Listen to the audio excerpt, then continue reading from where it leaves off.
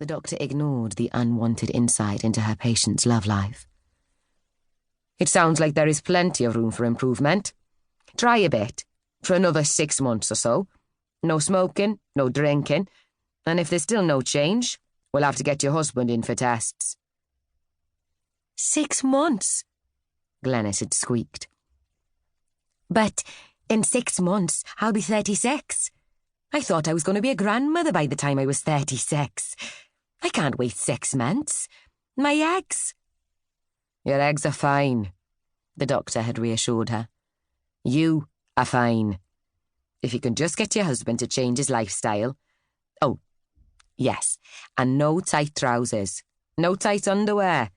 You'll need to get him some cotton boxes."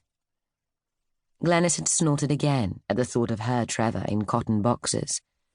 Trevor was proud of his packet. He wanted people to be able to admire it, not cover it up in baggy old vicar knickers.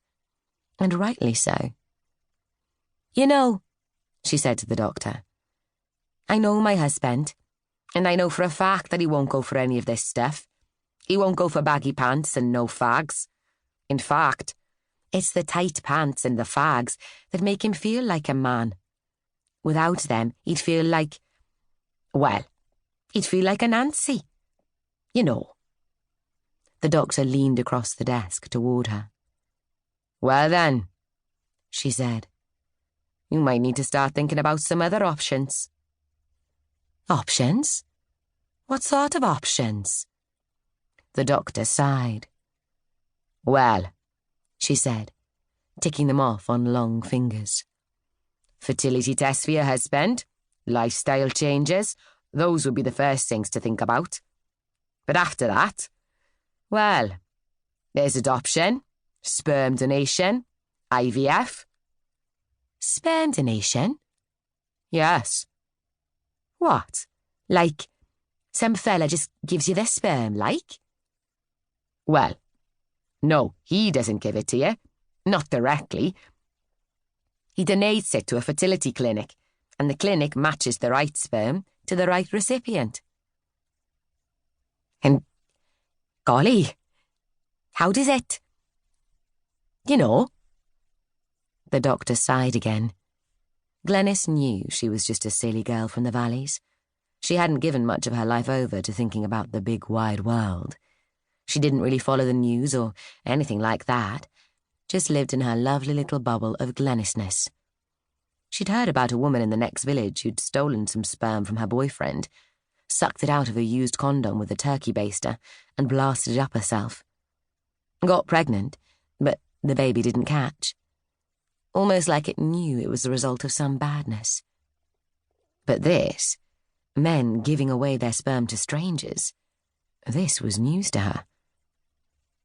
"It's inserted vaginally, using a syringe. Obviously, when a woman is at her most fertile." "Wow. A strange man's sperm. And my egg. Fancy that." "So, how do they decide whose sperm to give me? I mean, how do they choose?" "Well, I wouldn't say they choose. But you are given a few salient details about the donor. Height, hair colour, eye colour, nationality, education." Education? Glenys liked the sound of that. "What? Like, they could be a professor or something?" The doctor shrugged. "In theory, though more likely to be an out-of-work actor or a student." Actors, students, professors. The very thought of it. She did love her Trevor.